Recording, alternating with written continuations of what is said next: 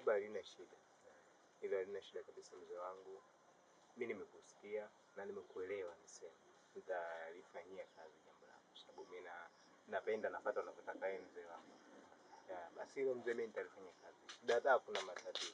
Yala haya. Jione vipo kama sura vichafu. Ipo mudi wewe. Hivi una kiti mamu wewe? Yaani wewe kumtuma Vatiti kumwambie Jessica tuonane na mimi. Kwa kitu gani? Kwa kitu gani au kwa hadhi gani uliokuwa nayo? Kwa naomba uniambie. Kwangu umesahau kitu gani nikupe? Niambie hicho kisahau nikupe maana naona unahangaika kweli anikuhusu mimi. Mimi nishakwambia sikutaki, sikuhitaji na ninakuchukia.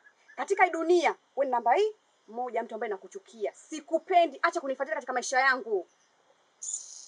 Hayo maneno gani unayoongea? Nakumbuka kwamba hapo umekuja katika mji wa watu. Na ulipokuja hebu angalia kuna nani yako kwamba kuna mkubwa. Unapaswa usalimie, umheshimu, lakini unakuja unabwata. Hivi ndio heshima hiyo? Au ndio ulivyofundishwa kwa wazazi wako kwamba utapofika sehemu usasalimie tu wakubwa, uanze kulopoka lopoka? Usalimia wakubwa afu ndio mengine apate. Mbona unakuwa kama hivyo wewe lakini?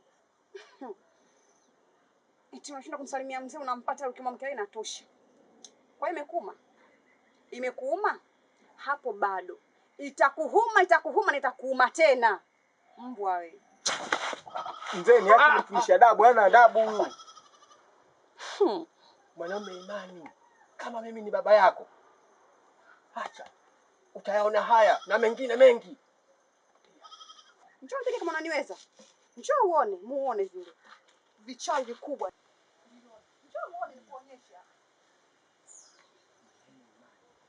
Baba yule aweza kuja na bata mpige kama sikiliza.